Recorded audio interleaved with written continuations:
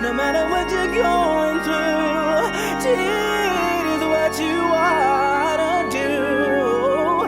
Take it to the Lord in prayer.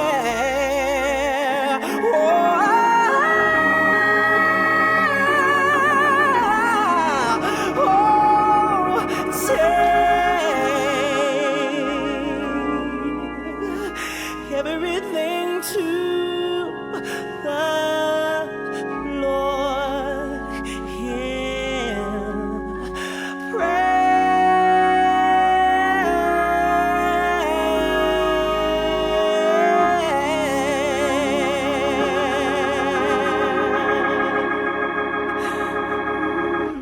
My name is Lavona Swope, Lavona Taylor Swope. I'm 74 years old. I'm here, it's June the 25th, 2013. I'm here at the Interfaith Church here in Chicago with my friend Sharon Richmond.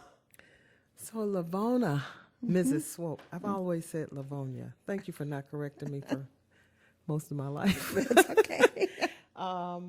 Where did you grow up? I was born here in Chicago. Mm-hmm. I've lived here all my life. And my parents, my parents were Reverend Jessie Taylor and Mrs. Lee Brown Taylor. And I have 2 brothers and 4 sisters. There were 7 of us all together. Mm-hmm. And we...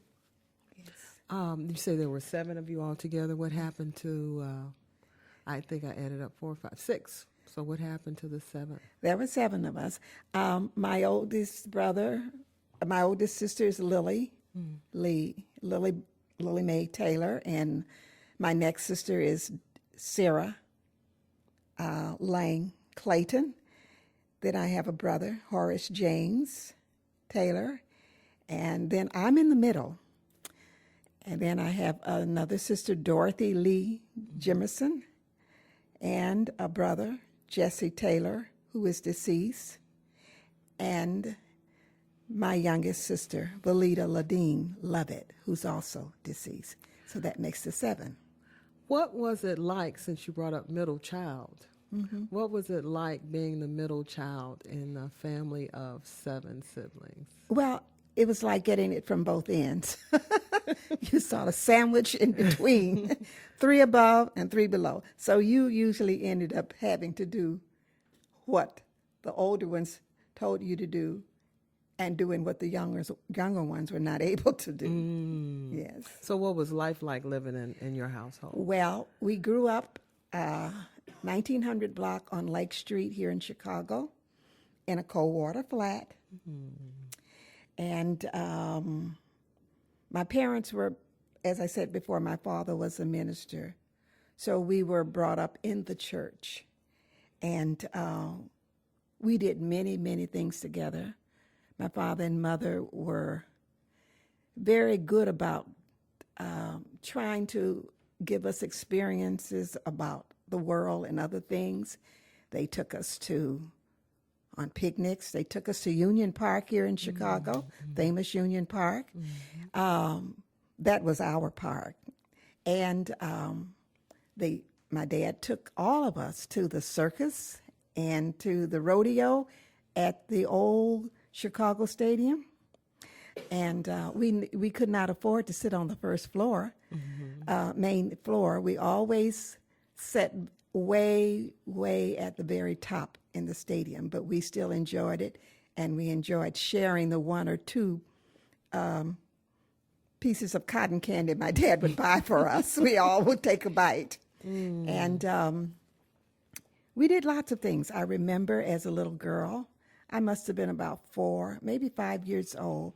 I remember the peddlers who came down Lake Street.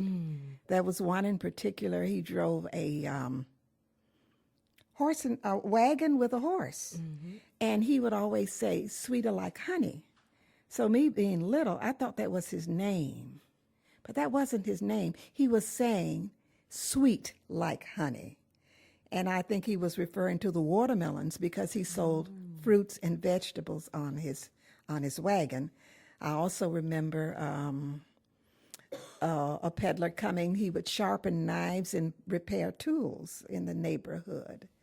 And I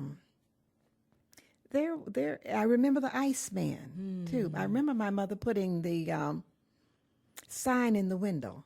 We had an ice box. I don't know if they had refrigerators back then, but we had an ice box, and my mom would put the sign in the window saying 40 pounds or 50 pounds of ice, and the Iceman would bring it. I remember him putting on this leather jacket, and he would carry these large blocks of ice, bring them upstairs, and put them into our refrigerator.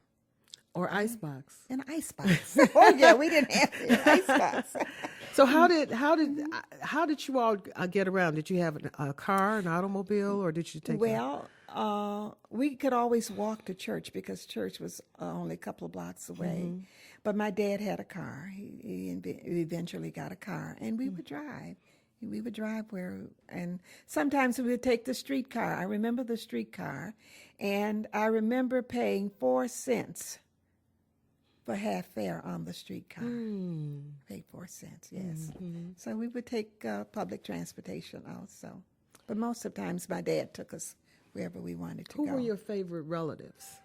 Well, I had a favorite aunt, and I would visit her. Her name was Aunt Loney. That was her name.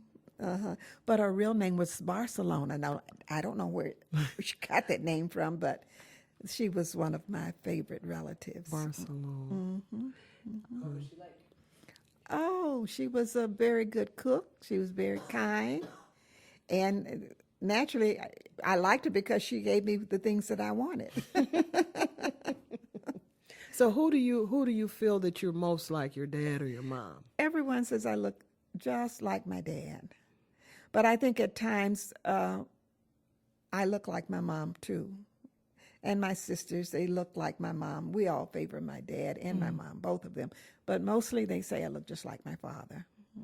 What was it like being a preacher's kid? They call it PK now. They call it PK now. Well, it was no different. There were I didn't no think I was stricter special. rules or Well, no, anything. my dad was a very special person. He was very kind and compassionate, and he and my mom, and we always knew each one of us knew we were special, and that we mattered to them, and that they loved us. And my dad, we had to go to church, and I remember going to BTU and Baptist Training Union. We went to Sunday school. We had to go to Sunday school. Then we went to stay for morning service, and after that we would come home for dinner. And then we would go back to BTU in the evening, which I really didn't like, but because my friends were going to the movies, but we couldn't do that on Sunday. And my dad, my mom, we all sat around the table for dinner. And I remember especially our Saturday morning breakfasts. My mom prepared breakfast every Saturday morning, and we sat around. We had grace. My father would say the grace. And each one of the children, we would have to say a Bible verse before we ate breakfast. And my mother would prepare like salmon patties, hot biscuits, syrup. Sometimes we would have cube steaks and gravy with rice and cornbread. That was breakfast. And we did that on Saturday morning, every Saturday morning, and sometimes on Sunday mornings. And Sunday afternoons, we had dinner, and we all had to sit around the table. We could invite anybody we wanted to come home and eat with us, but we were not allowed to go to anyone else's house and Why eat. do you think that was? Well, that was a way of protecting us. And my dad, he felt that he wanted to know where we were. And my mom wanted to know where we were. They wanted to know who our friends were. Very good. And they could come and visit us. But if we went to anyone's house, they had to know the mother, the father, the whole history of the family before we could go, because wanted to make sure we were safe. You were a musician Yes. in the church. How did that come about? Well, my mother made sure all of the girls, the boys did not do it. My two brothers, they never took music lessons. My oldest brother was very good in art, and he's still very good in art. My mother saw to it, we all had music lessons, piano lessons. I had violin lessons, clarinet lessons.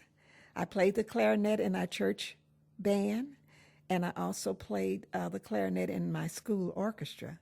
I attended Lucy Flower Technical High School, and I learned many, many things there. I learned how to sew, how to prepare meals, how to set tables, which most young people women cannot do today.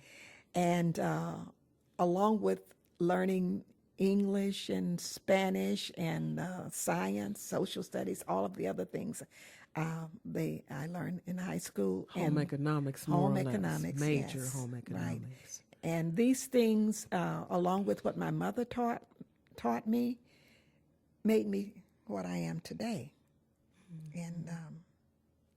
And I'm very proud of that. So, getting back to the instrument part of it, do you still play? You know what? I never really played the piano. I took lessons, but I never played in the public. I can read music, and I worked with the children for years as their director of the choir. I also worked with our sanctuary choir and was the director of the sanctuary choir also. Oh, I didn't know that. Yes. Because you were For 14 teaching years. the little kids. When I was a little kid, you were my choir director. I know, yes. And do you remember any of the songs that you taught? Oh, yeah. What really, okay, I know you remember the songs. What one song really touches your heart or inspires you from what you taught us? The one, it only takes a spark to get a fire glowing. I can't remember all of it right now because you caught me off guard, but I love that one, and I love the one you mentioned too about One little candle. If everyone would light just one little candle, what a wonderful world this would be. That's a great song, and it stayed with me too. Yes, and you remember Nicole? Yes, Houston. Houston. And now she sings.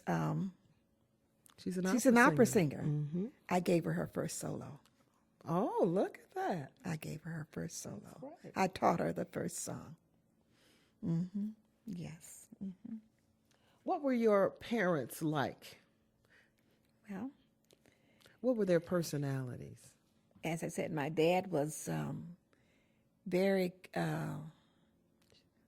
a very kind and compassionate person. He was very humble, and many times people took that humbleness as being weak. But my dad was very, very strong. He knew who he was and what he stood for. They were very good to us. They loved us. They were not strict parents, but we knew how far to go. How did it make you feel as a child or as a young adult when, as you say, people took his kindness as meekness for weakness?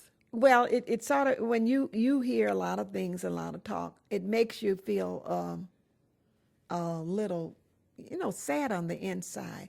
But then again, now my father passed in 90. in 2000. In March of 2000, he did. And even today, when people find out who I am, they said, "Oh, you're Reverend Taylor's daughter." They still remember him. Certainly. He was a wonderful person. Certainly they would he say. was. And I think they're beginning to see that now. And a lot of them saw it before, but they see it now. He was really He was an awesomely was. strong man. Very man strong, of God. man of God. And he didn't just talk it. He and my mom, they didn't just talk about being Christians or believers in Christ. They lived it daily in dealing with people, in dealing with us as children. My father loved his members. He served as assistant pastor and then faithfully, and later as pastor at the Metropolitan Baptist Church here in Chicago. And then later, he organized and pastored Greater Love Missionary Baptist Church, where the people loved him and respected him dearly. He and my mother. That church is located where now? Our church is located at 5720 West Fulton.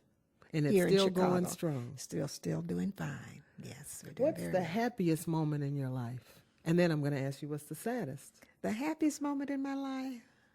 Oh, I don't know if I can just pinpoint one, because I've had I've had a really wonderful life. And maybe when I graduated from college, I was through. I don't know. I don't know, but I've had a lot of happy moments. Graduation from Roosevelt University would be one. Marrying my husband of almost 50 years. My children, my first child, having him, Terrence, and those were all very happy times. And happy times with me is getting together with my family. We still get together, all of us. My sisters, my brother, and the nieces and nephews, and my sons. We all have family Thanksgiving dinner. We have Christmas dinner. It's usually about 30 of us. And we do it for the 4th of July, May the 30th. We all get together. And the same thing that we did when my dad was here, when we gather around the table, we have grace, and everyone goes around and we say a Bible verse. Just as we still do Just that as today. you all have always done. My dad left Your dad and your mom left a started wonderful it. heritage to us. Did you ever know your grandparents? Oh, yes. I knew my grandmother and my grandfather. I knew some of my uncles. And I remember my dad. As I said, my dad and my mom, they always tried to give us lots of experiences. So they would take us south during the summer. But my dad never let us go to town because he did not want us to say, yes, ma'am, to little white children. He didn't want us to do that. And at that time, everything was very prejudiced, a lot of racial kinds of things. But my grandmother was I think she was part Indian, and I can't tell you which tribe or anything, but I remember her. I remember her taking us to get the cows and bringing them back to the pasture. And I remember walking through the watermelon patch, and she would get a watermelon, and she would take it and hit it with her fist and give it to us to eat. Okay. It was delicious. Yeah. And the first time I tasted yellow watermelon, I got it from her. your grandma. Yeah. And my grandfather was great big man. They were very quiet, kind people. As I That's said, your dad's parents? those were my mother's parents. My father's parents were deceased. I never met them. But I did. We knew some of his relatives, his sisters, and his brother. How was what did you do for a living? I taught school for 27 years. I began teaching in 1962, and I retired in 1993. And I love working with 6, 7, and 8, 9-year-old children because they learn and you can see the growth. I also know this, that in working with children and in working with my own children, children learn and they grow when there's order, structure, and discipline, and that they know, and when they know that you love them and care about them. You can't teach without order, structure, and discipline. And that's a mistake I think that they make today. I mean, they think with all of the modern technology, that's good. But children need to know there's a certain order, there's a certain way things are done, there's a certain way you need to behave. And sometimes we lose that with all of we give them things and we let them do what they want to do. That's okay.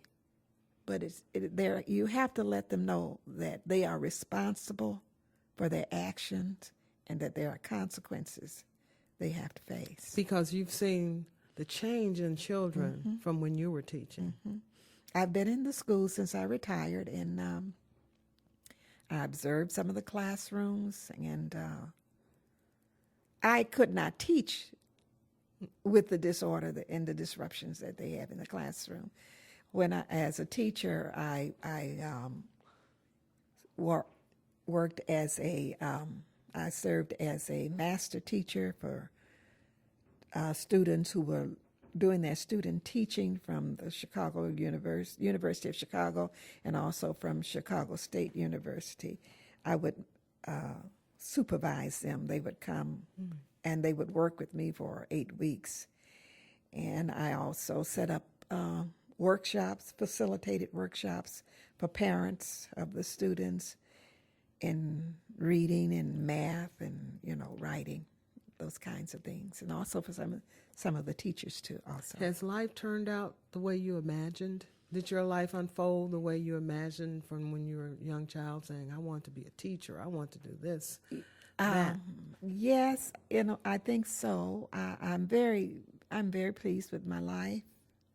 As I said, I have a wonderful family. I have a wonderful, loving husband. My career was very successful. My children are doing well. I have 3 sons. My oldest is Terrence Edward. My youngest son is Todd Edward. And my husband and I were the legal guardians of my 3rd son, who is really my nephew, because my youngest sister passed away, and she left 3 minor children. And we raised him from the age of 2 years old up until now. And he is doing great.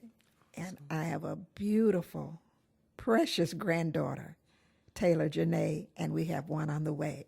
Oh, you do have a full rich So, I've been able to travel. I've been to Europe. I've been to on so many of the Caribbean islands, and I've been to many, many, many states here in the United States. So you're a traveler. It's for vacation, Yes. or was it Vacation, and some of it is was for the church, because at my church now, I am the local president of our mission ministry. And I served for 16 years as the vice president, and then later as the president of the Illinois State Convention Women's Ministry. And on the national level, I am now the first vice president of the National Missionary Baptist Women's of America Congratulations. Women's Ministry. Congratulations. And our president of that organization is Dr. Nehemiah Davis from Texas. And the president of the women's group is Dr. Pearl DeCray of Picayune, Mississippi. Where was your favorite place that you've ever traveled? My favorite place, well, I love California. I liked visiting in California. My oldest sister lives there, and we go every year and visit her, and we just have a great time there. I have lots of friends there, and that's my favorite place right now. I don't want to move there. I like Chicago because I like all 4 distinct seasons. Right. I want winter, spring, summer, and fall. I love that. Do you have any regrets? I don't have really any regrets. Yeah, in a sense, is that I don't know if I let my parents know how proud I was of them, especially my dad. And that's a regret I might have. How might you rectify that, being that we can't, bring people back? How would you choose to? Just doing the best I can and doing the things I think that would be pleasing to him and to God, and raising my children, like I said, raising 3 boys here in Chicago. Yes. That's Speaks volumes. yes.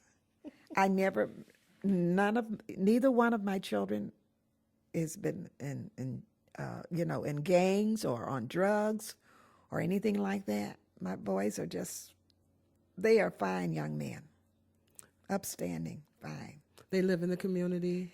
My oldest son lives here on 16th in Indiana. My youngest son has an apartment upstairs in the building where I live. And my other youngest son, the one that I adopted, he has his own apartment also. But they're close enough to visit, say within half an hour or 45 minutes or so. What's a moment that sticks out for you about what they were growing up? Well, I remember once about my oldest son, when he found out there wasn't a Santa Claus. And he wanted me to tell all of his nieces and nephews at the Christmas dinner that there wasn't any Santa Claus. And I told him I wasn't going to do it. And he said, well, I'm going to tell your mother on you and have her to make you tell them that there is no Santa. I remember that. Were there ever any mischievous moments they get into trouble? Oh, yes, because my son, I remember he and my nephew got into my husband's car. They didn't ask. And they didn't realize the car was on like an incline, so they put it in drive. And it rolled off of the apron out into the street.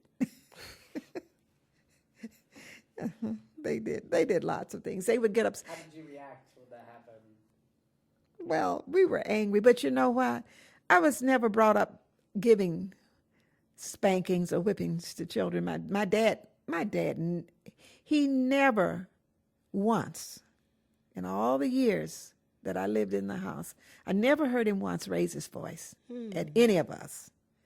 He just spoke to us in a kind, soft way. And he never really spanked us or anything like that. We just knew. And my mom, and my mom too. So I never, my children grew up in a home where we would just talk about things. Yes. When did you first fall in love?